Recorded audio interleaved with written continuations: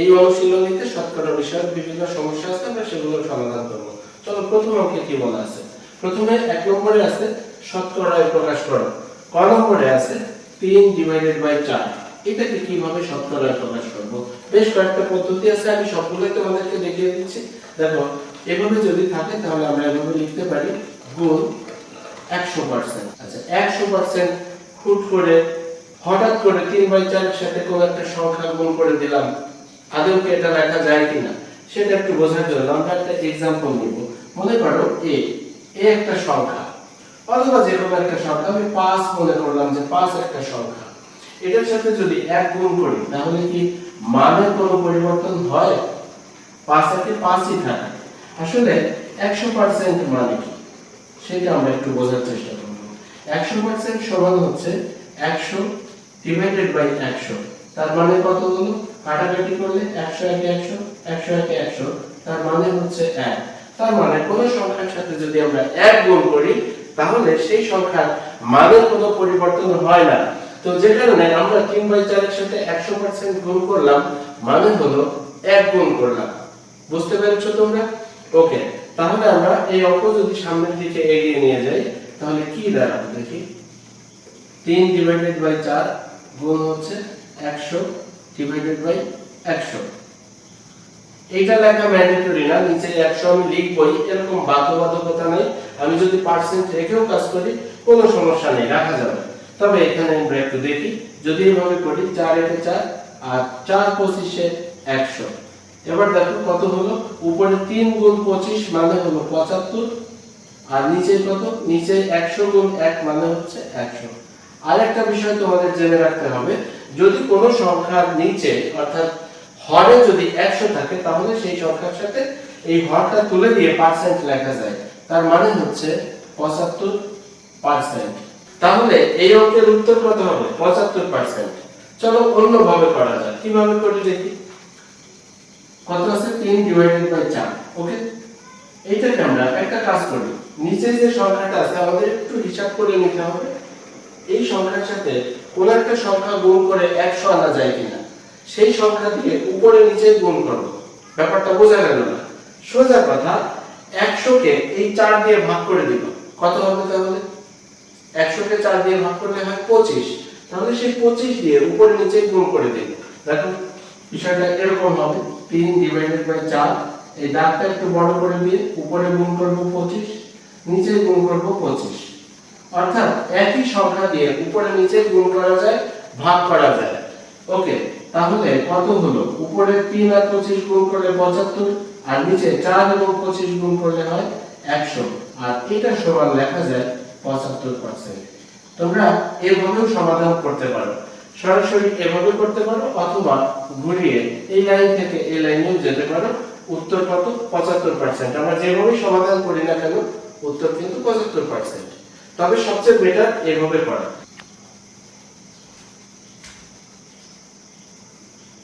খ নম্বরে আছে 7/15। তাহলে আমরা কি করব? 7/15 এটার সাথে গুণ করব কত? 100, আবার ভাগ করব 100। এবার দেখি একটু কাটাকাটি করা যায় কিনা। 3 5 15 আর হচ্ছে 5 20 100। তাহলে কি দাঁড়ালো? দেখো এই 100 এর সাথে কিন্তু কোনো কাজ করা যাবে না, এই নিচের 100 এটাকে অক্ষত রাখতে হবে। তাহলে উপরে গুণ করলে কত হয়? 7 দ্বিগুণে 14 আর একটা 16 ডিভাইডেড বাই 3, আর এখানে কত রইল? 1/100। অথবা 3 এর সাথে 100 গুণ আকারে রাখতে পারো।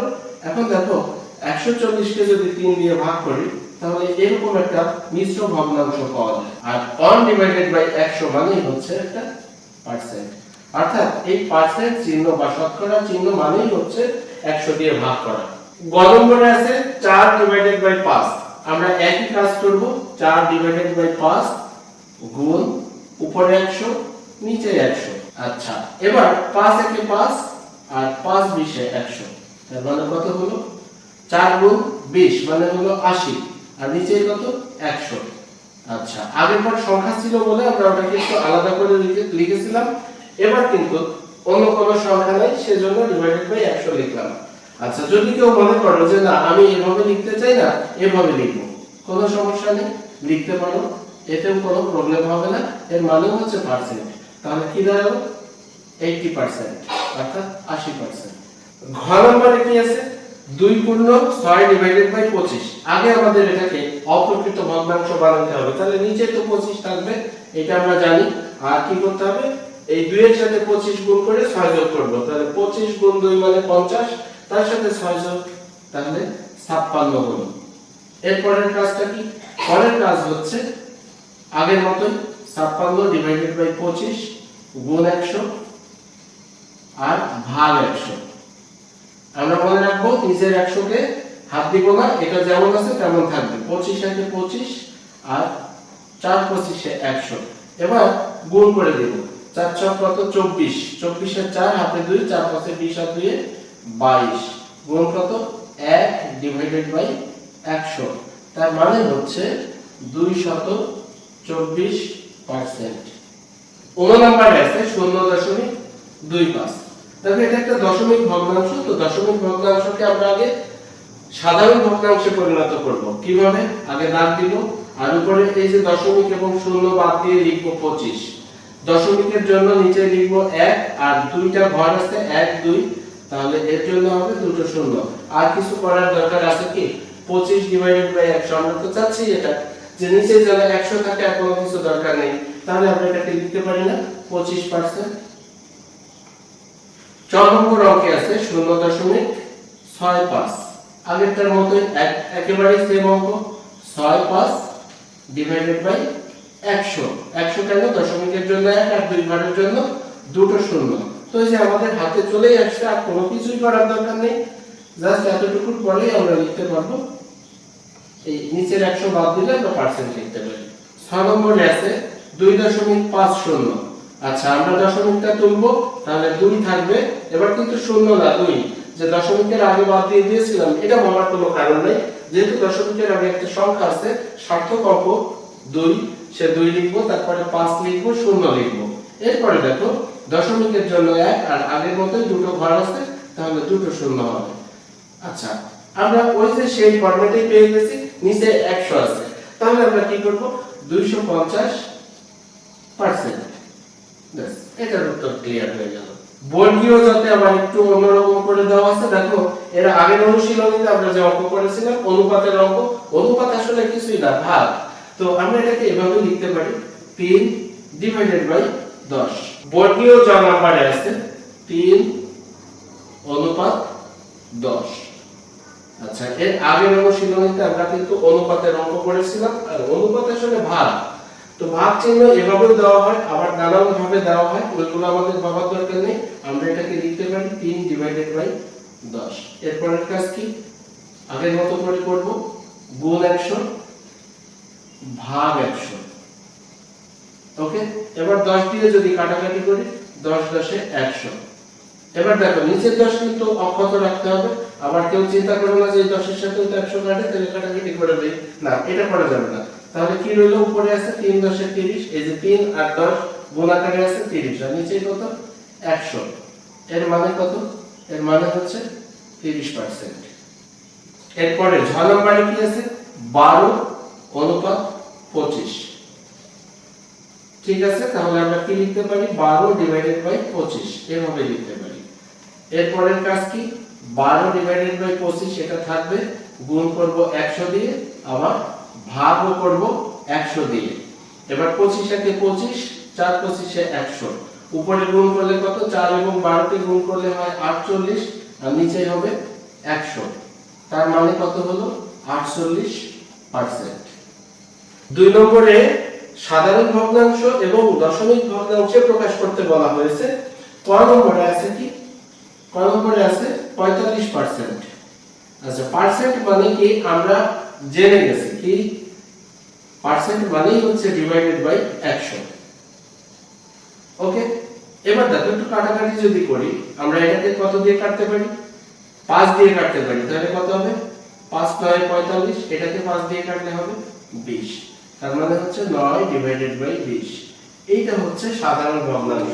তবে কোন কোন বইয়ে সাধারণ ভগ্নাংশের জায়গায় সামান্য ভগ্নাংশ লেখা আছে। সামান্য ভগ্নাংশ আর সাধারণ ভগ্নাংশ একই। ওকে, কাজ কি শেষ এখানে, না।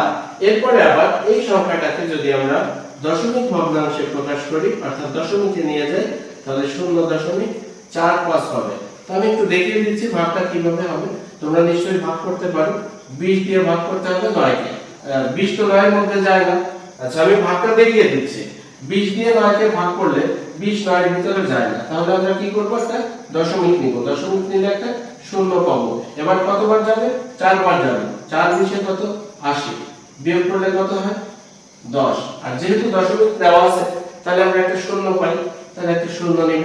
এবার 20 100 এর মধ্যে কয়বার যাবে? 5 বার যাবে। তাহলে 5 20 এ কত? 100। আশা করি বুঝতে পেরেছো। এখন উত্তর লেখার সময় আমাদের সাধারণ ভগ্নাংশ লিখতে হবে, দশমিক ভগ্নাংশ লিখতে হবে। আমি লিখে দিচ্ছি। কি লিখবো?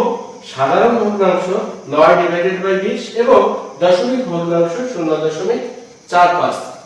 খ নম্বরে আছে 12.1/2%, তার মানে হচ্ছে 12.5%। এই ভগ্নাংশটাকে আগে আমরা অপ্রকৃত ভগ্নাংশে পরিণত করব। এরকম যে কোনো অঙ্ক থাকলেই আগে অপ্রকৃত ভগ্নাংশে পরিণত করে নিব। তাহলে কি হবে? দেখো নিচেই তো 2 আছে, আর 2 গুণ 12 যোগ 1 মানে হচ্ছে 12 দুগুণে 24, 24 আর 1 25, 25/2%। এবার নিয়মটা কি? পার্সেন্ট মানে হচ্ছে নিচে 100 গুণ, তাহলে 25 তো উপরে আছে, ঠিক আছে, আর নিচে 2 এর সাথে কত গুণ হবে? 100। কি কারণে? পার্সেন্টের কারণে। আচ্ছা এবার কাটাকাটি করে দিই। 25 এর 25, 4 25 এ 100, তাহলে কত হলো? উপরে আছে 1 আর নিচে 4 দ্বিগুণে 8। তাহলে আমরা সাধারণ ভগ্নাংশ পেলাম কত? 1/8। আর এটাকে যদি আমরা দশমিকে প্রকাশ করি, আমি এটা দেখাচ্ছি না, তোমরা নিজেরাও ভাগ করতে পারবে। 0.125। তাহলে উত্তর লেখার সময় দশমিক ভগ্নাংশ লিখব 0.125। গ নম্বরে আছে 37.1/2%। এই ভগ্নাংশটাকে আগে অপ্রকৃত ভগ্নাংশে পরিণত করব। 2 আছে নিচে, লিখলাম, আর পার্সেন্টটাও আমরা দিয়ে দিব। 37 দ্বিগুণে কত? 74 আর 1 75/2। এবারের কাজ কি? পার্সেন্ট তুলে দেওয়া। তার মানে হচ্ছে উপরে 75 আর নিচে 2। পার্সেন্ট উঠে গেলে কি হবে? নিচে 100 গুণ হবে। এবার একটু কাটাকাটি করে দিব। 3 25 এ 75, 4 25 এ 100। আচ্ছা কাটাকাটি না দেখিয়েও তোমরা যদি এভাবে লেখো, যে 4 গুণ 2 মানে হচ্ছে 8, সরাসরি এটা লেখা যাবে। সমান কত? এইটাকে যদি আমরা ভাগ করে আনি 0.375 পাবো। তাহলে সাধারণ ভগ্নাংশ পেলাম কত? 3/8। আর দশমিক ভগ্নাংশ পেলাম কত? 0.375। তাহলে আমরা এটা লিখব 0.375। আশা করি বুঝতে পারছো তোমরা। ঘ নম্বরে আছে 11.1/4%। একই সিস্টেমের অঙ্ক। আশা করি তোমরা বুঝে গেছো। এরপরে অপ্রকৃত ভগ্নাংশে পরিণত করে নিব। নিচে 4% তো থাকবে, এটা থাকুক। 4 এর আগে 44, 44 এর আগে 45/4। এবার কি করতে হবে? আমরা পার্সেন্ট তুলে দিব। 45 আর নিচে পার্সেন্ট তুলে দিলে কত হবে? 4 এর সাথে 100 গুণ হয়ে যাবে, অর্থাৎ 100 নিচেই গুণ হবে। এবার যদি একটু কাটাকাটি করি, এখানে 5 দিয়ে কাটলে 9 হয়, আর এখানে 5 দিয়ে কাটলে হয় 20। তার মানে কত হলো? উপরে 9 পেলাম আর নিচে কত? 4 গুণ 20 মানে হচ্ছে 80। এখন আমরা সাধারণ ভগ্নাংশ পেয়ে গেছি 9/80। যদি আমরা এটাকে দশমিক ভগ্নাংশে পরিণত করি তাহলে এরকম একটা দশমিক ভগ্নাংশ পাবো 1125। তাহলে আমরা শেষে লিখব 0.1125। অর্থাৎ সাধারণ ভগ্নাংশ এবং দশমিক ভগ্নাংশে রূপান্তরিত করার যে সিস্টেম সেটা আমরা শিখলাম। 3 এর পথে বলা আছে 125 এর 5%। তাহলে আমরা কি করব? 125 লিখব, এর লিখব। আমরা জানি এর মানে হচ্ছে গুণ, আর 5% মানে হচ্ছে 5/100। ওকে, এবার আমরা একটু কাটাকাটি করে দিব। দেখো এইটাকে যদি 25 দিয়ে কাটি তাহলে 5, আর এইটাকে যদি 25 দিয়ে কাটি তাহলে 4। কত হলো? 5 5 এ 25 আর /4। এখন এখানে কি শেষ? না, এটাকে আরো একটু সামনে নিতে হবে। কিরকম? এটা কি অপ্রকৃত ভগ্নাংশ, এটাকে মিশ্র ভগ্নাংশে পরিণত করতে হবে। তাহলে কত হবে? 4 25 এর মধ্যে যায় 6 বার, তাহলে 4 24, 1 থাকবে, 1 যাবে উপরে, নিচে আসবে 4। তাহলে উত্তর হবে 6 পূর্ণ 1/4। খ নম্বরে আছে 225 এর 9%। ঠিক আছে, তাহলে আমরা কি করব, 225 এর মানে আমরা জানি গুণ, তাহলে এর পরে যেটা হবে 9 ডিভাইডেড বাই 100। তো যেহেতু গুণ আছে তাহলে আমরা কাটাকাটি করতে পারি। আমরা যদি 25 দিয়ে কাটি, 4 25 এ 100, আর এটাকে যদি 25 দিয়ে কাটি, 9 25 এ 225, তাহলে উপরে কত হলো, 9 আর 9 গুণ করলে 81, আর নিচে কত, 4। আচ্ছা, এইটাকে যদি আমরা একটু মিশ্র করে দেই তাহলে কত হবে, 4 80 এর মধ্যে 20 বার যায়, 1 অবশিষ্ট থাকে, সেই 1 উপরে যাবে, 4 দিয়ে যেহেতু ভাগ করেছি এটা হবে, অর্থাৎ 20 পূর্ণ 1 ডিভাইডেড বাই 4। তাহলে উত্তর লিখব 20 পূর্ণ 1 ডিভাইডেড বাই 4। গ নম্বরে কি আছে, 6 কেজি চালের 6%। তাহলে আমরা সমান চিহ্ন দিয়ে লিখব 6 কেজি চাল, 6 কেজি চাল এর 6% মানে হচ্ছে 6 ডিভাইডেড বাই 100। কাটাকাটি করব, 100 কে 2 দিয়ে কাটলে হয় 50, আর এই 6 কে 2 দিয়ে কাটলে হয় 3। আবার 50 কে যদি আমরা 2 দিয়ে কাটি তাহলে হবে 25, আর এই 6 কে কাটলে হবে 3। তাহলে উপরে কত হলো, 3 আর 3 মাঝখানে যেহেতু এর আছে তার মানে গুণ, 3 গুণ 3 মানে হলো 9, আর নিচে 25। এইটাকে লিখতে হবে এত কেজি চাল, কেজি চাল। ওকে, তাহলে উত্তর লেখার সময় আমরা লিখব 9 ডিভাইডেড বাই 25 কেজি চাল।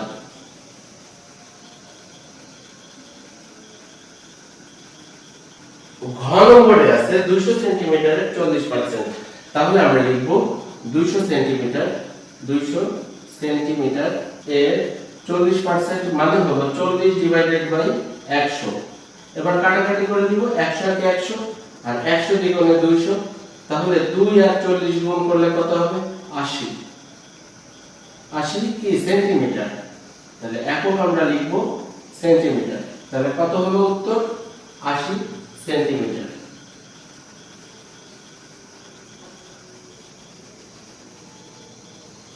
4 এর পদে বলা হয়েছে 20 টাকা 80 টাকা শতকরা কত।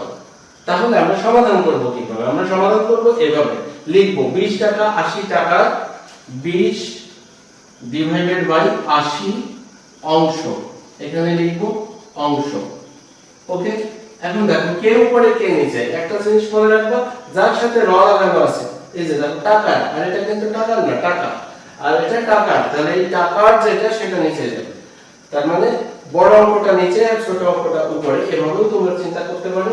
তো যাই হোক, এখন আমরা এর শতকরা প্রকাশ করব, যেটা আমরা 1 নম্বর অঙ্কে করেছিলাম। কত আছে, 20 ডিভাইডেড বাই 80। এইটাকে আমরা কিভাবে লিখতে পারি শতকরা প্রকাশ করতে গেলে, 20 ডিভাইডেড বাই 80 লিখব, গুণ 100 আর ভাগ 100, এটা লিখলাম। আমাদের কাজ কি ছিল, নিচের 100 অক্ষত রেখে বাকি অংশে আমরা ক্যালকুলেশন করব। তো দেখো 20 একে 20, আর 4 20 এ 100, 4 একে 4, আর হচ্ছে 4 25 এ 100। তাহলে উপরে 25 গুণ 1 মানে হচ্ছে 25, আর নিচে কত, 100। আর এর মানে আমরা লিখতে পারি, কোন সংখ্যার নিচে 100 থাকলে ওটাকে পার্সেন্ট লেখা যায়, তার মানে হচ্ছে 25%। উত্তর কত, 25%। ক্লিয়ার। খ নম্বরে 75 টাকা 120 টাকার কত অংশ হবে, একই অঙ্ক, সেম অঙ্ক, শুধু ফিগার আলাদা। তাহলে 75 ডিভাইডেড বাই 120 অংশ। এখন আমরা কি করব, 75 ডিভাইডেড বাই 120 এটাকে শতকরা প্রকাশ করব কিভাবে, আগে লিখব 75 ডিভাইডেড বাই 120, তার সাথে গুণ করব 100 দিয়ে, আবার ভাগ করব 100 দিয়ে, কাটাকাটি করে দিব। এটা 6 দিয়ে কাটলে 20 দিয়ে কাটলে 6 20 এ 100, এটাকে 20 দিয়ে কাটলে হবে 5 20 এ 100। এখন দেখো 6 কে যদি আমরা 3 দিয়ে কাটি তাহলে হবে কত, 2, আর 75 কে 3 দিয়ে কাটলে হবে 25। তাহলে কত হলো, উপরে হচ্ছে 25 গুণ 5, তার মানে হচ্ছে 125 ডিভাইডেড বাই 2 গুণ কত, গুণ হচ্ছে 1 ডিভাইডেড বাই 100। এর মানে হচ্ছে 125 কে যদি আমরা 2 দিয়ে ভাগ করি তাহলে ব্যাপারটা এরকম হয়, 65 পূর্ণ 1/2, আর 1/100 এর জন্য আমরা লিখব এত পার্সেন্ট। তাহলে উত্তর লিখব 62 পূর্ণ 1 ডিভাইডেড বাই 2%। আমরা 5 নম্বর সমস্যায় দেখতে পাচ্ছি কি লেখা আছে, একটি স্কুলে শিক্ষার্থীর সংখ্যা 500 জন এর মধ্যে ছাত্রীর সংখ্যা 40% হলে ওই স্কুলের ছাত্র সংখ্যা নির্ণয় করো। তো দেখো এই প্রবলেমটার সমাধান আমরা বিভিন্ন পদ্ধতিতে করতে পারবো। আমি প্রথমে তোমাদেরকে সমাধান করিয়ে দেখাচ্ছি, বিভিন্ন পদ্ধতিতেই দেখাবো, কিন্তু লাস্টে আমরা একটা পদ্ধতি অনুসরণ করব এবং সেটা স্ক্রিনে দেখিয়ে দিব, সেখান থেকে তোমরা তুলে নেবে। প্রথম পদ্ধতিতে যদি আমি যাই, শিক্ষার্থী কতজন আছে সেটা দেখাবো, অর্থাৎ খাতায় লিখবো। এইগুলো তোমাদের আপাতত লেখার দরকার নেই। শিক্ষার্থী আছে কতজন, আমি জাস্ট বোঝানোর জন্য লিখতেছি, সুতরাং এইগুলো তোমাদের লেখার দরকার নেই। তোমরা জাস্ট আগে দেখে অঙ্কটা বুঝে নাও, তারপরে আমরা সমাধান যেটা দেখাবো স্ক্রিনে সেটা তুলবা। আচ্ছা, ছাত্রী আছে কতজন, ছাত্রী আছে 40%। তাহলে আমার তো বের করতে হবে কি, ছাত্র সংখ্যা বের করতে হবে। তো ছাত্র সংখ্যা যদি বের করতে হয়, আগে ছাত্রীর সংখ্যাটা বের করে নেই। তাহলে ছাত্রী আছে লিখব, ছাত্রী আছে, পার্সেন্ট থাকলে তো হবে না, তাই না? আমাদেরকে সংখ্যা বের করতে হবে। 500 জন এ কত, 40%। এর মানে হলো 500 এর 40 ডিভাইডেড বাই 100, আর শেষে আমরা লিখব জন। 100 কে যদি কাটাকাটি করি 100 দিয়ে, আর 500 কে যদি কেটে দেই, তাহলে 500 এর ভিতরে 105 বার যায়, তাহলে কত হলো 5, আর এর মানে হলো গুণ, তাহলে 5 গুণ 40 মানে হচ্ছে 200 জন। 200 জন, এই 200 জন কি, ছাত্রী। সুতরাং ছাত্র আছে কতজন, ছাত্র আছে, মোট শিক্ষার্থী ছিল 500 জন, তার মানে ছাত্র ছাত্রী মিলিয়ে ছিল 500 জন। আমরা ছাত্রী পেলাম কতজন, 200 জন। তাহলে যদি আমরা এভাবে বিয়োগ করে দেই, মোট শিক্ষার্থী মানে ছাত্র ছাত্রীর থেকে যদি ছাত্রী বাদ দেই, তাহলে অবশ্যই ছাত্র সংখ্যা পাওয়া যাবে। তাহলে উত্তর হবে কত, 300 জন। 500 থেকে 200 বাদ দিলে থাকবে হচ্ছে 300 জন। এবার দ্বিতীয় পদ্ধতিটা দেখো, শিক্ষার্থী আছে কতজন, 500 জন, আর ছাত্রী আছে 40%। সুতরাং ছাত্র থাকবে কত পার্সেন্ট, 40% যদি ছাত্রী হয়, তাহলে 100 বিয়োগ 40 যা থাকবে, অর্থাৎ 60% ছাত্র। ওকে, তাহলে ঠিক আগের মতো করে আমরা যদি ছাত্র সংখ্যা নির্ণয় করি বা ছাত্র আছে লিখি, এই অঙ্কগুলো কিন্তু খাতায় লেখার দরকার নেই। আমি একটা পদ্ধতি লাস্টে তোমাদেরকে স্ক্রিনে দেখিয়ে দিব। কত হবে, 500 জন এর 60%। তাহলে কত হবে, দেখো 500 এর 60 ডিভাইডেড বাই, পার্সেন্ট মানে কি, ডিভাইডেড বাই 100। তারপরে আমরা একক হিসাবে লিখব জন, কাটাকাটি করে দিব। 100 আর 500 কে কাটলে 1 এবং 5 হয়, গুণ করলে 5 আর 60 গুণ করলে হবে 300 জন। তারপর একবারে আমরা ছাত্র সংখ্যা নির্ণয় করে ফেললাম, যে বিয়োগটা পরে করতাম সেই বিয়োগটা আগে করে নিয়েছি।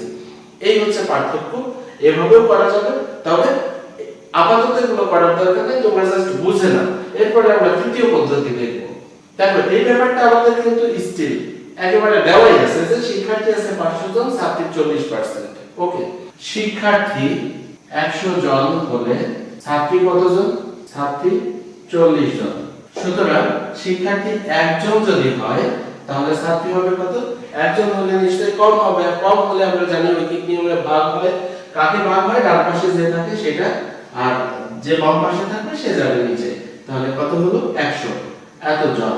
ঠিক আছে, এখন আমার টোটাল শিক্ষার্থী কতজন ছিল, 500 জন। তাহলে শিক্ষার্থী 500 জন হলে ছাত্রী হবে কতজন, 40 গুণ 500 ডিভাইডেড বাই 100, এত জন সমান কত, আবার কাটাকাটি করে দিব, 5 হয় উপরে আর নিচে কত হলো, তাহলে 5 এবং 40 গুণ করলে 200 জন।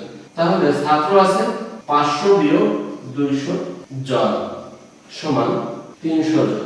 এইভাবেও আমরা সমাধান করতে পারি। আসলে আরেকটা নিয়ম দেখা যাক। শিক্ষার্থী আছে 500 জন, ছাত্রী আছে 40%।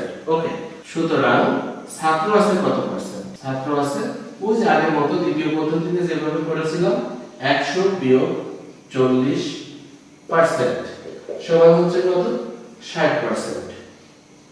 এর মানে হলো কি, শিক্ষার্থী যদি 100 জন হয়, শিক্ষার্থী 100 জন হলে ছাত্র কতজন, ছাত্র 60 জন। সুতরাং শিক্ষার্থী একজন হলে ছাত্র কতজন, 60 ডিভাইডেড বাই 100 ডিভাইডেড কেন? কারণ 100 জনের জায়গায় আসছে কতজন? একজন।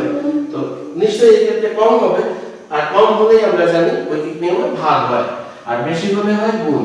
আচ্ছা, যেহেতু এখানে কম হবে তাই আমরা এটাকে ভাগ করলাম। সুতরাং শিক্ষার্থী যদি 500 জন হয়, কারণ 500 জনই তো আছে, তাই না?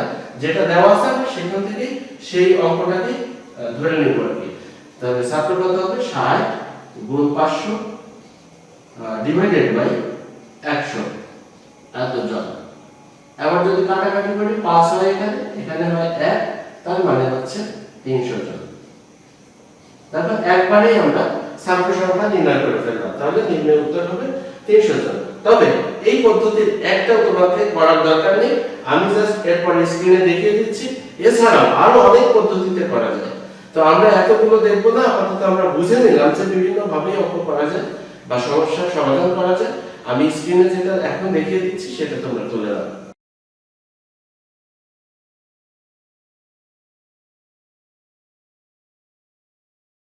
6 নম্বরে বলা হয়েছে ডেভিড সাময়িক পরীক্ষায় 900 নম্বরের মধ্যে 600 নম্বর পেয়েছে, সে শতকরা কত নম্বর পেয়েছে? আরো একটা প্রশ্ন আছে এখানে, মোট নম্বর এবং প্রাপ্ত নম্বরের অনুপাত নির্ণয় করা। এটা খুব সহজ ব্যাপার যে মোট নম্বর 900 দেওয়া আছে, প্রাপ্ত নম্বর 600 দেওয়া আছে, এদের অনুপাত নির্ণয় করা খুব ইজি ব্যাপার। 900 নম্বরের মধ্যে পেয়েছে 600 নম্বর, সুতরাং 1 নম্বরের মধ্যে কত পেয়েছে? বেশি না কম? নিশ্চয়ই কম। তাহলে 600 উপরে থাকবে আর নিচে যাবে 900, তার মানে ভাগ হয়ে গেল এত নম্বর। আমাদের কি নির্ণয় করতে হবে? শতকরা কত নম্বর পেয়েছে, তার মানে 100 নম্বরের মধ্যে কত পেয়েছে। তাই আমরা লিখব 100 নম্বরের মধ্যে পেয়েছে 600 গুণ 100 আর হচ্ছে ডিভাইডেড বাই 900। বোঝা গেল? এখন যদি আমরা একটু কাটাকাটি করে দেই তাহলে কি হবে দেখো, এইটাকে যদি কেটে দেই তাহলে এখানে হয় 9 আর এটা হয়ে যায় 1, আর এখানে যদি আরেকটু কাটাকাটি করি তাহলে এখানে হবে 3 দিয়ে কাটা যায়, এটাকে 3 দিয়ে কাটলে হয় 200। আচ্ছা, তার মানে হচ্ছে 200 ডিভাইডেড বাই 3। এখন এটা কিন্তু পার্সেন্টে যায় না, এটা সমান কত? আমরা যদি মিশ্র ভগ্নাংশে প্রকাশ করি তাহলে এরকম হবে 66/2 ডিভাইডেড বাই 3। কিন্তু এই অঙ্কটা কিন্তু এখনো ক্লিয়ার হয়নি। ক্লিয়ার হয়নি বলতে আমরা যখন উত্তর লিখব তখন কিন্তু এটা পার্সেন্টে লিখতে হবে। তো যাই হোক, এইটা তোমাদের খাতায় তোলার দরকার নেই, আমি তোমাদেরকে স্ক্রিনে দেখিয়ে দিব। আচ্ছা, যদি আমরা সরাসরি অর্থাৎ অন্য কোনো পদ্ধতিতে করতাম তাহলে কি রকম হতো? আমাদের কি দেওয়া ছিল? 900 নম্বরের মধ্যে ডেবিট পেয়েছে কত? 600 নম্বর। তার মানে ডেবিটের প্রাপ্ত নম্বর মোট নম্বরের কত? 600 ডিভাইডেড বাই 900। এইবার এইটাকে আমরা শতকরা প্রকাশ করব, যেটা 1 নাম্বার অঙ্কে করেছিলাম। তাহলে আমরা যদি এভাবে করি 600 ডিভাইডেড বাই 900, এটা লিখলাম, গুণ কত? গুণ হচ্ছে 100 আর নিচে ভাগ হচ্ছে 100। 100 কে 100 দিয়ে ভাগ করলে 1, 900 কে ভাগ করলে 9। আচ্ছা, 9 কে 3 দিয়ে ভাগ করলে 3 আর 600 কে 3 দিয়ে ভাগ করলে 200। তাহলে কি রইল? উপরে আছে 200 আর নিচে আছে 3। গুণ কত? গুণ হচ্ছে 1 ডিভাইডেড বাই 100। এর মানে কি? এর মানে হচ্ছে 200 কে 3 দিয়ে ভাগ করলে এরকম একটা সংখ্যা পাওয়া যাবে 66/2 ডিভাইডেড বাই 3 আর 1/100 এর জন্য একটা পার্সেন্ট। তাহলে আমরা এভাবেও সমাধান করতে পারি। আমি দেখিয়ে দিচ্ছি কিভাবে আমরা সমাধান করব বা লিখব, তোমরা খাতায় তুলে নেবে ঠিক ওইভাবে, ঠিক আছে? এগুলো খাতায় তোলার দরকার নেই।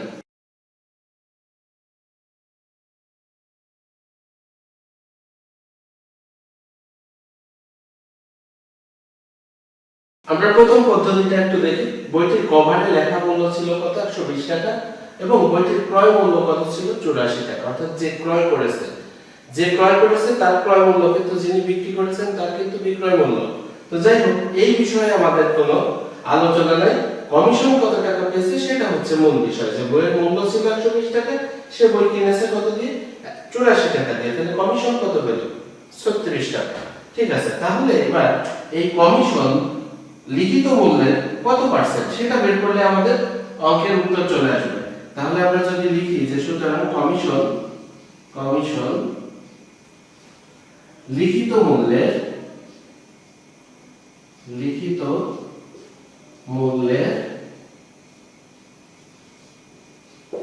36 ডিভাইডেড বাই 120 টাকা, কারণ কমিশন পেয়েছে 36 টাকা আর লিখিত মূল্য ছিল 120 টাকা, তাহলে এত কি এটা অংশ কিন্তু।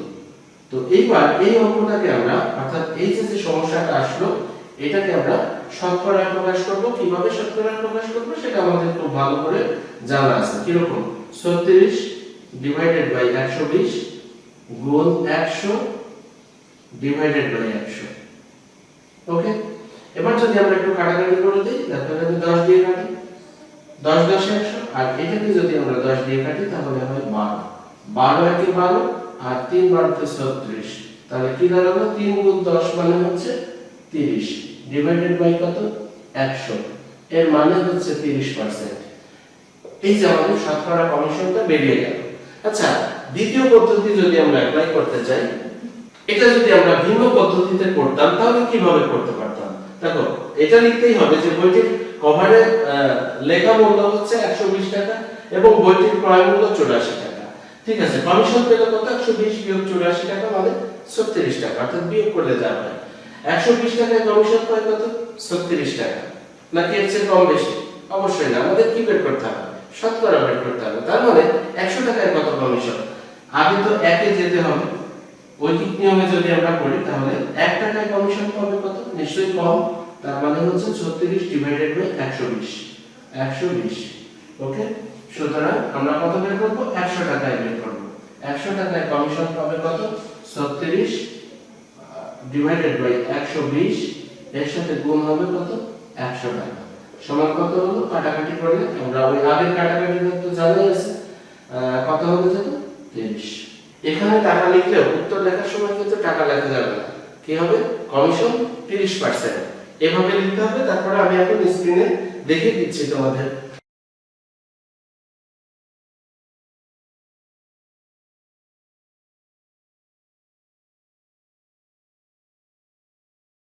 আট নম্বরে একজন চাকরিজীবীর মাসিক আয় 15,000 টাকা, তার মাসিক ব্যয় 9,000 টাকা, তার ব্যয় আয়ের শতকরা কত? এই সমস্যাটা আমরা একাধিক পদ্ধতিতে সমাধান করব। দেখো, আয় কত? আচ্ছা, চাকরিজীবীকে নাম নাই, আমরা ধরে নিলাম নামটা বুশরা। হ্যাঁ, ওকে, ঠিক আছে। বুশরার মাসিক আয় কত? এভাবে লেখার দরকার নেই, আমি জাস্ট তোমাদের বোঝানোর জন্য লিখছি। আবারও বলছি, আমি কিন্তু স্ক্রিনে দিয়ে দিব 15,000 টাকা। বুশরার মাসিক আয় 15,000 টাকা, ব্যয় কত? ব্যয় হচ্ছে 9,000 টাকা, 9,000 টাকা। এটা আমরা একটা পদ্ধতি দেখছি, এরপরে অন্য পদ্ধতিও দেখব। তাহলে এই যে ব্যয় আয়ের কত অংশ? ব্যয় আয়ের, ব্যয়টা তাহলে উপরে যে র যেটাতে থাকবে সেটা নিচে যায় আমরা জানি। তাহলে 9,000 ডিভাইডেড বাই কত? 15,000। এত অংশ, কিন্তু এইখানে অংশ লিখব, এরপর এটাকে শতকরা নিয়ে যাব। তো দেখো, এখানে একটু কাটাকাটিও করা যায়। 1000 দিয়ে কেটে দিলে উপরে থাকে 9, আর 15,000 কে কাটলে হয় 15। এর সাথে কি করব? 100 গুণ করব আর 100 ভাগ করব। এরপর আর অংশ কিছু লেখার দরকার নেই। এখানে একটু কাটাছেড়া করা যায়। 3 3 এ 9 আর হচ্ছে 3 5 এ 15। আবার 5 এর সাথেও একটু কাটাকাটি করা যায়। 5 20 এ কত? 100। তাহলে কত হলো দেখো, উপরে হচ্ছে 3 আর 20 গুণ করলে 60, আর নিচে কত? 100। আর এর অর্থ হলো 60%। বোঝা গেল? আচ্ছা, আমরা যদি এটাকে ভিন্ন পদ্ধতিতে করতাম তাহলে কি করতাম? বুশরার আয় 15,000 টাকা হলে ব্যয় কত? 9,000 টাকা। সুতরাং বুশরার আয় যদি 1 টাকা হতো তাহলে সে কত টাকা ব্যয় করত? 9,000 উপরে যাবে আর 15,000 নিচে চলে আসবে। ঠিক আছে, এত টাকা। এখন যদি বুশরা 100 টাকা আয় করত, মানে বুশরার আয় যদি 100 টাকা হতো তাহলে ব্যয় হতো কত? 9,000 গুণ 100 ডিভাইডেড বাই 15,000 টাকা। আর এর অর্থ হলো, এটাকে যদি আমরা কাটাকাটি করে দেই তাহলে এখানে পাবো হচ্ছে 60 টাকা। ওকে, তোমরা বুঝতে পারলে? এবার আমরা স্ক্রিনে দেখাবো, সেটা তোমরা করে নেবে। হ্যাঁ, ঠিক আছে।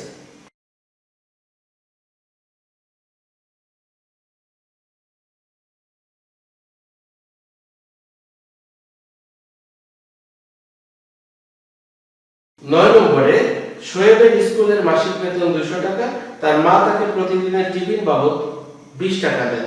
তার প্রতিদিনের টিফিন বাবদ যে খরচ, সেই খরচটা তার মাসিক বেতনের শতকরা কত। তো যাই হোক, আমরা যদি প্রথম পদ্ধতি অনুসরণ করি তাহলে আমরা লিখবো, মানে আমরা জাস্ট দেখাচ্ছি, এটা লেখার দরকার নেই, মাসিক বেতন আমি সংক্ষেপে লিখতেছি, এজন্য এই লেখাটা কিন্তু গ্রহণযোগ্য হবে না, ঠিক আছে। মাসিক বেতন কত টাকা? 200 টাকা, 200 টাকা। আর টিফিন বাবদ খরচ, টিফিন মাসিক বেতন 200 টাকা, টিফিন বাবদ খরচ 20 টাকা। তাহলে এই যে টিফিন বাবদ যে খরচ, এই টাকা মাসিক বেতনের কত অংশ? তাহলে আমরা যদি ঠিক এভাবে লিখতাম যে, তাহলে আমরা কিভাবে লিখতাম, টিফিন বাবদ খরচ মাসিক বেতনের 20 ডিভাইডেড বাই 200 অংশ। এবার এটাকে কি করব, আমরা পার্সেন্ট করে দেব।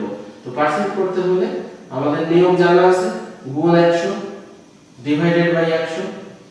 এখানে আর অংশ লেখার দরকার নেই, কাটাকাটি করে দিব। এখানে হবে 2, এখানে হবে 1, 2 একে 2, আর হচ্ছে 10 দ্বিগুণে 20, 10 একে 10, উপরে 10 আর নিচে কত, 100। তার মানে হচ্ছে 10%। দ্বিতীয় পদ্ধতি যদি আমরা অনুসরণ করি অথবা অন্য পদ্ধতিতে যাই, তাহলে আমরা এভাবে লিখব। তবে এই লেখাটা কিন্তু তোমরা লিখবে না, আমি বারবার নিষেধ করছি, কারণ এই লেখাটা পারফেক্ট লেখা না, আমি তোমাদের জাস্ট বোঝানোর জন্য লিখছি। আমি পরে লিখে দিব, মাসিক বেতন 200 টাকা হলে টিফিন খরচ 20 টাকা। সুতরাং মাসিক বেতন যদি 1 টাকা হয়, তাহলে টিফিন খরচ কত হবে? নিশ্চয়ই 20 ডিভাইডেড বাই 200 টাকা, রাইট? ওকে। সুতরাং মাসিক বেতন আমরা যেহেতু শতকরা বের করতে চাচ্ছি, তাহলে 100 টাকায় বের করতে হবে। 100 টাকা হলে টিফিন খরচ কত হবে? 20 গুণ 100 ডিভাইডেড বাই 200। আচ্ছা, কাটাকাটি করলে কত হবে? এখানে 2 চলে গেল, তাহলে 10%। তাহলে আচ্ছা, এইখানে কিন্তু পার্সেন্ট দেওয়া যাবে না, সরি, এইখানে কেউ পার্সেন্ট দিবে না, এটা কিন্তু টাকা। কিন্তু উত্তর লেখার সময় আবার টাকাও লিখতে পারবে না, তখন কিন্তু পার্সেন্ট লিখতে হবে। এই ব্যাপারটা একটু খেয়াল রেখো, ওকে? খালি অঙ্ক করে সমাধান করে আসলে তো আর নাম্বার পাওয়া যাবে না, তাই না? ওকে, ঠিক আছে।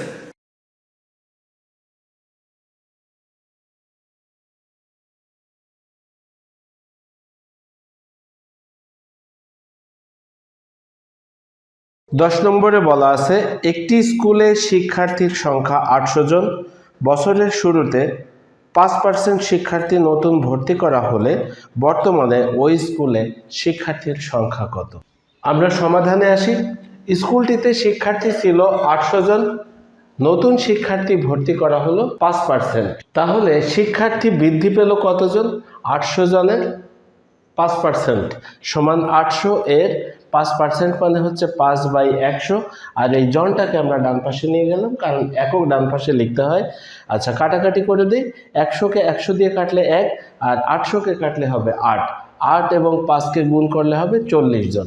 এরপরে আমরা লিখব, সুতরাং স্কুলটিতে বর্তমানে মোট শিক্ষার্থী হলো কতজন? 800 জন আগে ছিল, আর বৃদ্ধি পেল কতজন? 40 জন। সেটা যোগ করে দিব। 800 যোগ 40 জন সমান হচ্ছে 840 জন। উত্তর লিখব 840 জন। 11 নম্বরে কি বলছে? একটি শ্রেণীতে 200 জন শিক্ষার্থীর মধ্যে 5% অনুপস্থিত ছিল। কতজন শিক্ষার্থী উপস্থিত ছিল? ঠিক এইরকম একটা অঙ্ক আমরা 5 নম্বরে করেছিলাম, মনে আছে কিনা তোমাদের? ওখানে 500 জন শিক্ষার্থীর মধ্যে 40% ছাত্রী ছিল, আর আমাদেরকে বের করতে হয়েছিল কি? ছাত্র সংখ্যা। তো এখানেও ব্যাপারটা তাই। শিক্ষার্থী কতজন? 200 জন। অনুপস্থিত কত পার্সেন্ট? 5%। তাহলে উপস্থিত কত পার্সেন্ট হবে? নিশ্চয়ই 95%। তাহলে যদি আমরা অঙ্কটা এভাবে করি যে 100 জনের মধ্যে উপস্থিত 95 জন, একে কত আর 200তে কত, তাহলেই হয়ে যাবে। আচ্ছা, আমাদের হাতে কি কি দেওয়া আছে? শ্রেণীটিতে শিক্ষার্থী ছিল 200 জন, অনুপস্থিত ছিল 5%।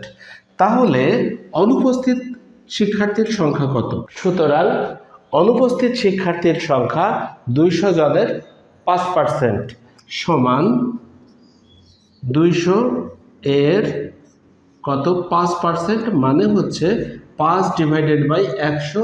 একক হবে জন। এবার যদি কাটাকাটি করে দিই, 100 1 দিয়ে যায়, আর 200কে কাটলে 2 হয়, 5 দ্বিগুণে 10 জন। তাহলে অনুপস্থিত শিক্ষার্থী কতজন হলো? 10 জন। তাহলে উপস্থিত ছিল কতজন? সুতরাং উপস্থিত শিক্ষার্থীর সংখ্যা কত ছিল? শিক্ষার্থী ছিল 200 জন আর অনুপস্থিত ছিল 10 জন। তাহলে 200 থেকে 10 বিয়োগ করে দিব, কত পেলাম? 190 জন। উত্তর 190 জন। 12 নম্বরে জাহেদ 10% কমিশনে একটি বই ক্রয় করে দোকানিকে 180 টাকা দিল, বইটির প্রকৃত মূল্য কত?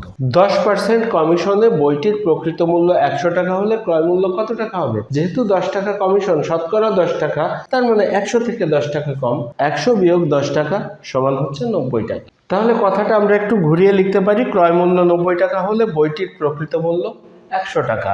সুতরাং ক্রয় মূল্য যদি 1 টাকা হয় তাহলে বইটির প্রকৃত মূল্য কত হবে?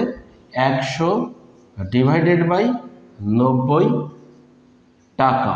সুতরাং জাহেদ কত টাকা দিয়ে ক্রয় করেছিল? ক্রয় করেছিল 180 টাকা দিয়ে। তাহলে 180 টাকা হলে বইটির প্রকৃত মূল্য কত হবে? 100 ডিভাইডেড বাই 90 গুণ কত? 180, আর একক হবে টাকা। তোমরা এই একক লেখাতে ভুল করবে না কিন্তু, হ্যাঁ। 90 একে 90 আর 90 দ্বিগুণে 180, তারপরে 2 গুণ 100 মানে হচ্ছে 200 টাকা। অঙ্কের আনসার আসবে কত? 200 টাকা। কেন?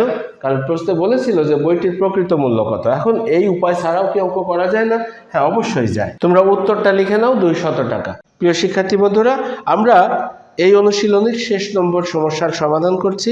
এখানে বলা হয়েছে কলার দাম 14.2 ডিভাইডেড বাই 3% কমে যাওয়ায় 420 টাকায় পূর্বাপেক্ষা 10টি কলা বেশি পাওয়া যায়। ক নম্বরের জিজ্ঞাসা হচ্ছে একটি সংখ্যার 14.2 ডিভাইডেড বাই 7% সমান 10 হলে সংখ্যাটি নির্ণয় করো।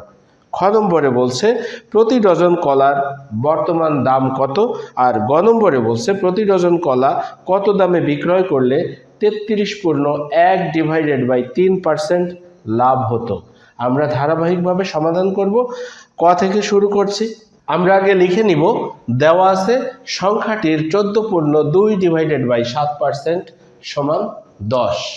আমরা এরপরে এই যে সংখ্যাটা দেওয়া আছে 14.2 ডিভাইডেড বাই 7, এই সংখ্যাটাকে একটু ভেঙে নিব। সেজন্য এখানে লিখে 14.2 ডিভাইডেড বাই 7 সমান কত হবে?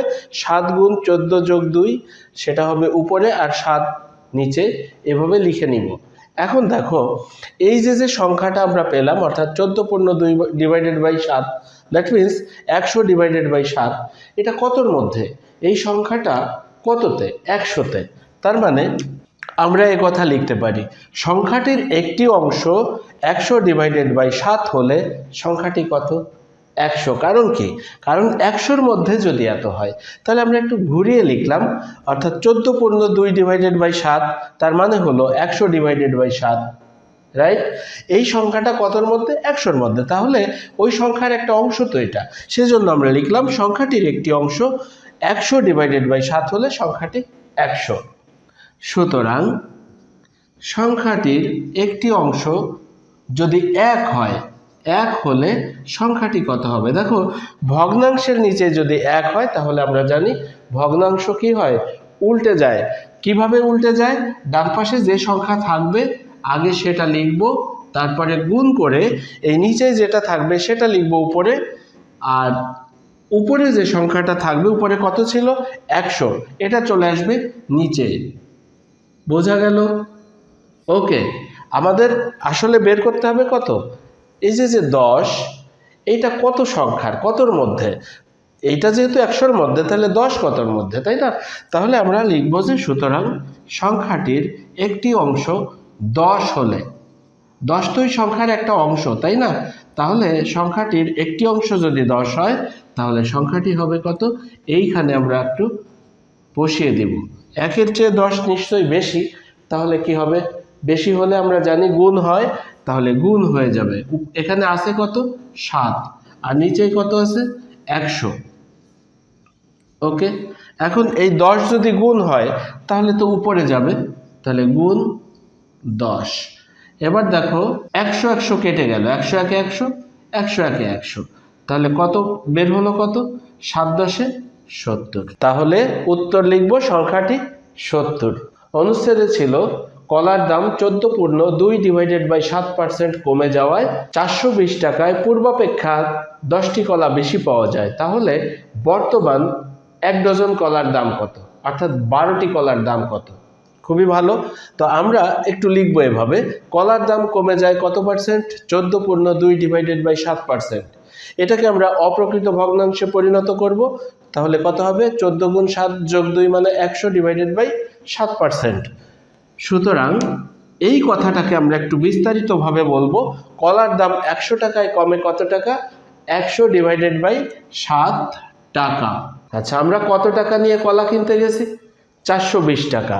সুতরাং আমরা 420 টাকায় কত টাকা কমে সেটা একটু বের করব। সুতরাং কলার দাম 1 টাকায় কমে কত টাকা? 100 টাকার চেয়ে 1 টাকায় কি বেশি কমবে না কম কমবে? এই বাম পাশের সংখ্যাটা ওখানে গিয়ে ভাগ হয়ে যাবে। তাহলে 100/7, আর এই 100 যদি নিচে যায় তাহলে এখানে গুণ 100, মানে নিচেই গুণ হবে এত টাকা। সুতরাং আমাদের হাতে আছে কত টাকা, সেই টাকাটা আমরা হিসাব করব। সুতরাং 420 টাকায় কমে কত টাকা?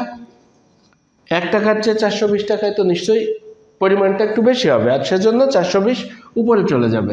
তাহলে 100 গুণ হচ্ছে 420/7 গুণ 100। দেখো 100 100 আমরা কেটে দিলাম, 1 1 হয়ে গেল, 7 1 7, আর এইটাকে যদি কেটে দেই তাহলে কত হয়? 60। এটা কি আসলে? টাকা। তাহলে আমরা টাকা লিখবো এখানে, সমান কত পেলাম? 60 টাকা। এই অংশটা তোমরা তুলে নাও, তারপরের অংশে আমি পরে যাচ্ছি। আমাদের কি নির্ণয় করতে হবে? 1 ডজন কলার বর্তমান দাম কত? তাহলে আমরা লিখবো যে আমরা জানি 1 ডজন সমান 12টি। এখন আমরা একটু পূর্বে ফেরত যাই। আমাদের টাকা কমছে কত টাকা? 60 টাকা। আর কলা বেশি পেয়েছি কয়টা? 10টা। তার মানে কি 10টা কলার বর্তমান দাম কত? 60 টাকা। তাহলে যেহেতু টাকা কমছে 60 আর কলা বেশি পেয়েছি 10টা, তার মানে 60 টাকায় 10টি কলা পাওয়া যায়। একেবারে পরিষ্কার হিসাব। তাহলে আমরা লিখব এখন 10টি কলার বর্তমান মূল্য 60 টাকা।